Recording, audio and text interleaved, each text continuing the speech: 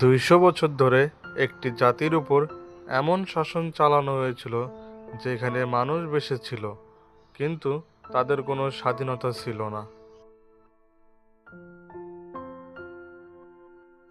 British শাসন শুধু শাসন ছিল না, এ ছিল পরিকল্পিত লুটপাট এবং হত্যার ইতিহাস। আজ আমরা জানব কিভাবে ধীরে ধীরে ব্রিটিশরা এই বাংলাকে ধ্বংসের মুখে ঠেলে দিয়েছিল।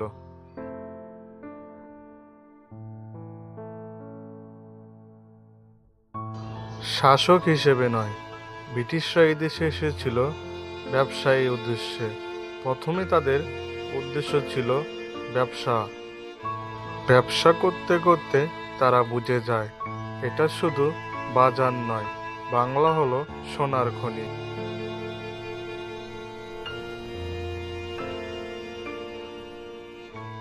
1757 সালে পলাশীর যুদ্ধে নবাব সিরাজউদ্দৌলা ইংরেজদের হাতে পরাজিত হয় এবং সকল ক্ষমতা চলে যায় ইংরেজদের হাতে।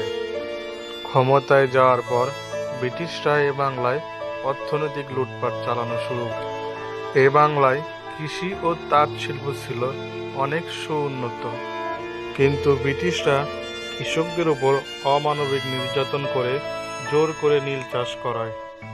কৃষকদের নিজের জমিতে চাষ করার পরও তাদের ঘরে কিছু থাকতো না, জোর করে কর আদায় করত। 1770 সালে ভয়াবহ দুর্ভোগ দেখা যায়। রাস্তায় রাস্তায় মানুষ মরে পড়ে থাকতে থাকে। মানুষ ঘাস খেয়ে তাদের জীবন যাপন করতে থাকে, কিন্তু তবুও সরকার তাদের কর কমায়নি। মসলিন শাড়ি ছিল বাংলার বিখ্যাত, যা ইউরোপ পর্যন্ত কদর ছিল, কিন্তু এই শিল্পকে ধ্বংস করে ফেলে ব্রিটিশরা। বাংলা হয়ে যায় কাঁচামালের উৎস, ব্রিটেন হয়ে যায় প্রস্তুতের মালিক।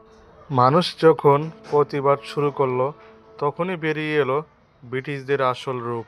প্রতিবাদের মিছিলে গুলি করে নিরস্ত্র বাঙালিকে হত্যা করতে থাকলো। তাদের এই হত্যাকাণ্ডে নারী শিশু থেকে কেউই রক্ষা পায়নি। কিন্তু অত্যাচার কখনো চিরস্থায়ী হয় না। ধীরে ধীরে মানুষ জেগে ওঠে এবং স্বদেশী আন্দোলন শুরু করে। কৃষক, ছাত্র সকলে এই আন্দোলনে যোগ দিয়ে এক প্রতিবাদ মুখর আন্দোলন সৃষ্টি করে।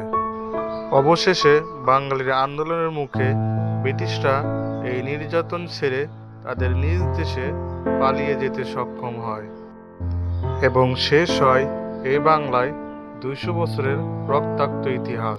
ভিডিও ভালো লাগলে সবাই সাবস্ক্রাইব করুন।